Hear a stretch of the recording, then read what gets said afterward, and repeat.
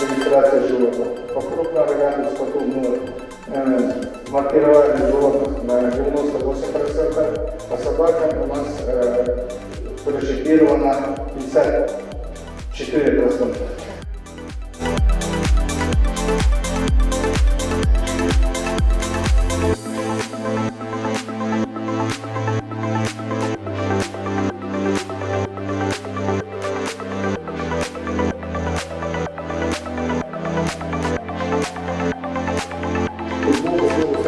Сегодня в рамках этих нормативов 300 рублей в день. 1200 собак, которые сегодня содержатся в пунктах передержки городских, это 116 миллионов в год. Не бывает чудес, нужно точно понимать, что нужны дополнительные деньги. В рамках вот 31 миллиона, который сегодня заложен в год бюджете, мы получим ту же самую картину, которую сейчас.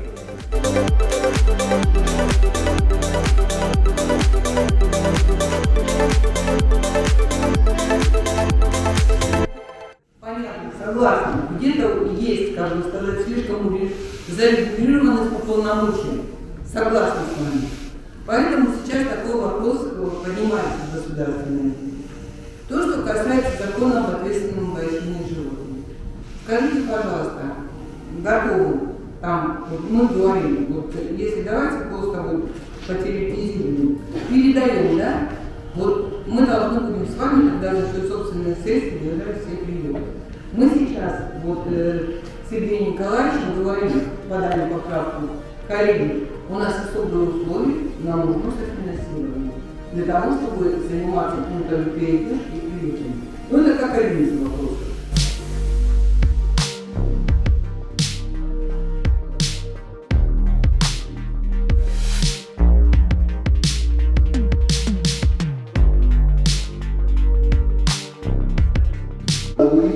Это значит, во-первых, любимые наши самовыгульные собаки, которых мы не можем контролировать, потому что удобно так.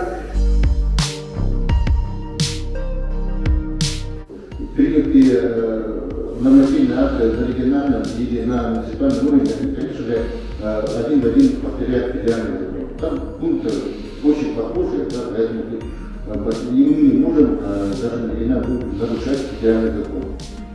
Мы можем лишь как-то улучшать в соответствии с региональными требованиями и особенностями, не более того.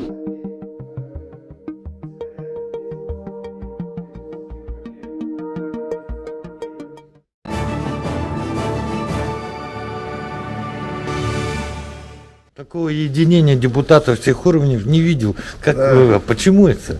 Что случилось? Ну, как я сказал, что мы все потрясены страшной трагедией, которая случилась у нас в конце декабря прошлого года, когда стая собак напала, атаковала женщину, которая шла по своим делам. Ну и, конечно же, мы должны были проявить свою реакцию.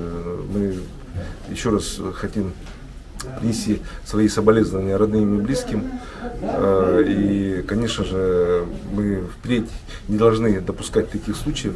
Почему? Потому что укусы они продолжаются с довольно-таки с частой периодичностью. Как вы знаете, буквально вчера на 202-м микрорайоне города Якутска, это буквально центр города, тоже собака напала на девочку, школьницу, и можно сказать, случайно ее прохожая женщина отбила.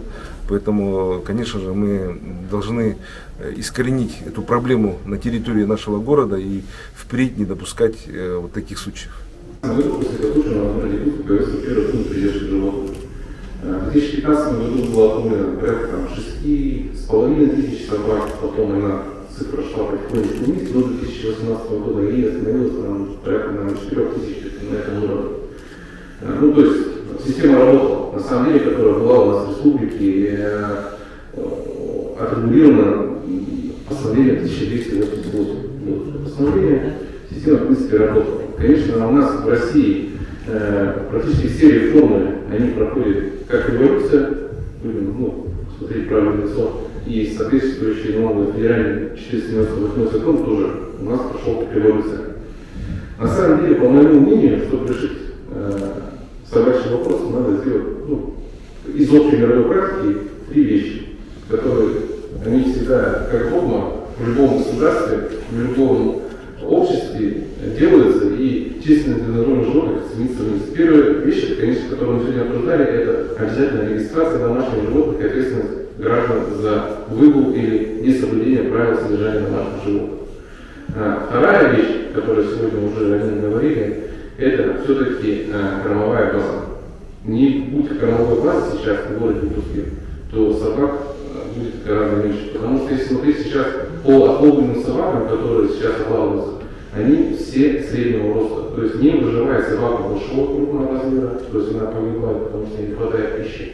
Не выживает собака маленького роста, а именно выживает собака среднего роста, которая может запрыгнуть в контейнер с мусорными отходами. То есть надо в городе все-таки произвести перевод на евроконтейнер. То есть все города в России и за рубежом, которые перешли на евроконтейнер с закрытой крышкой, уменьшили поголовье животных порядка, наверное, 60-70%. То есть если нет корма, собаки сами по себе уходят. Да? Ну и, соответственно, отлавливать собак, ну если нам федеральный закон даст умерщвлять гуманным способом, это будет хорошо. Но если нет, то содержать это приют, это частный приют. Будем, как говорят, смотреть и работать. Спасибо.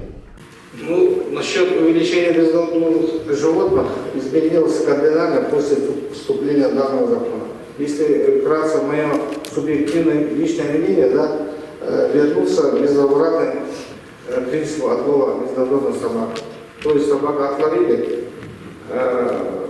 усыпили гуманным способом, и потом дальше идет утилизация. Поэтому у нас было, мы держали баланс. Сейчас это все вышло из контроля, и любое нападение собак, я думаю, существует во всех районах, во всех поселениях, и в том числе во всех субъектах Российской Федерации. И нужны определенные финансовые средства на строительство приюта, пункта передержки, это, наверное, сотнями миллиардов пунктов. Какая у нас методика? Мы опасные собаки, 20 пород у нас есть, да? Да. Мы их обратно выпускаем? Или как должны по-другому? Механизм какой сейчас действует? Алгоритм? Опасные виды породы собак, они должны выгуливаться согласно правилам. Если они попадают в пункт передержки, подходят владельцы животных и, оплатив Екатериной безрученькой денежное выражение, где-то 1500 на голову, они берут, показывают паспорт, чип и обратно берут собаку. Хозяйские собаки, пункты передержки, они не задерживаются. Да. У нас, если по информации, если сказать, у нас сейчас в данное время помогли выжить, находится 51 собака по жизненному содержанию. Из них агрессивные, которые выявлены работниками ППЖ, 37 агрессивных. То есть мы должны еще определять, агрессивные или нет. Методики в данное время нет. Так, насчет денег, как я сказал выше, до 2019 года по республике выделялось в районе 15-17 миллионов безвозвратных выплат. И там освоение было 100%. Потом в 2020 году город Иркутск освоил 15 миллионов, мало собак. В 2021 году 28 собак стало, 28 миллионов. И в 2022 году мы предусмотрели около 31 миллиона. И, возможно, если правительство выделит субвенции, мы можем что добавить. Поскольку арифметически видно, что собак становится больше и больше. Инициатива прокуратуры, законодательная инициатива прокуратуры, она должна быть усиление по федеральному закону этому, чтобы изменения внесли, нужно, может быть, даже и подключить Второй момент, что касается уже то, что здесь происходит у нас, выделение денег. Евгений Николаевич, если вы совместно работаете с ветеринарией, по регистрации, чтобы нам обоснованно выделить деньги на определенное количество собак, нам нужна обоснованность.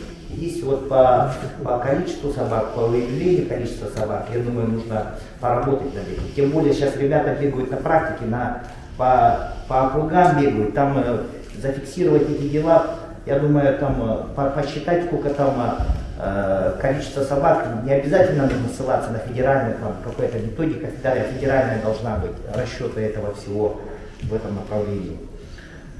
То, что касается агрессивности, ну не хотите агрессивность выявлять, ну, пожалуйста, я просто, может быть, на уровне агрессивности, вот в методике Российской Федерации, тут, конечно, не мотивированная агрессивность написана, а что такое мотивированная агрессивность? Там нет определения такого. Ну, может быть, для наших вот законодательной, вот для Галины Никитиной, может быть, это был бы повод, чтобы определение было мотивированной агрессивности, чтобы можно было бы в федеральном законе это тоже прописать. Это вот для этого, как бы, может быть, те люди, которые сейчас на практике бегают, они видят, какие собаки на самом деле. Тут и видеосъемки ведутся, тут в этой методике же все, там, как отход ведется, там же сразу определяется, как собаки между собой, там собака собаку ест. Ну это разве не агрессивность, что ли? Когда нападают на людей, это разве не агрессивность? Как это определить? Ну, ветеринары, целые ученые здесь, над этим можно поработать, я думаю. Спасибо. Поэтому я все-таки остаюсь в своем мнении. Закон Барматова, он не очень хороший закон. Если все это начинает превращаться в систему, да, когда злых собак, голодных собак очень становится много, и надо заметить, что вот когда начали отлавливать собак, они перешли уже за город, за пригороды. Я каждый раз, каждый день, когда выхожу из дома, я выхожу с таким боевым духом. Ну, хорошо, как бы я еще как бы сильный, с Покровского тракта вот сюда, до сюда. И каждый раз встречаю собак, которые пытаются напасть, но они пока еще лет через 10 я же могу быть таким более слабеньким, и они чувствуют же это. Наши предки всегда сами регулировали, и ничего в этом плохого мы не видели, ужасного не видели. Охотники, когда у них собака рождается, всегда их бросали в сугроб и брали только тех, которые выкарабкались. Это более сильные, более выносливые. Это и есть естественный отбор. Может быть, скажем так, не так гуманно, как бы вот сейчас думаем, да, но тем не менее это был естественный отбор. И надо полагать, что вот за последние годы на самом деле уборка мусора в городе улучшилась, да, у нас таких переполненных баков не так много уже, да. Соответственно, кормовой базы мало, и я говорил, что в такие холода голодный не то что собак, человек озвереет. Поэтому в любом случае надо вернуть, если не отстрел, то усыпление собак. Ну, сегодня у нас состоялись депутатские слушания по проблеме безнадзорных животных на территории городского округа города Якутска. Как вы знаете, у нас в конце прошлого года, в декабре, 29 декабря, случилась страшная трагедия. Конечно, город был потрясен, но и, соответственно, мы, как депутаты Якутской городской думы, не должны были остаться в стороне. Ну и, соответственно, мы рассмотрели сегодня, во второй рабочий день нового рабочего года, рассмотрели вопрос о собаках, без животных, которые находятся у нас без владельцев на территории города Якутска.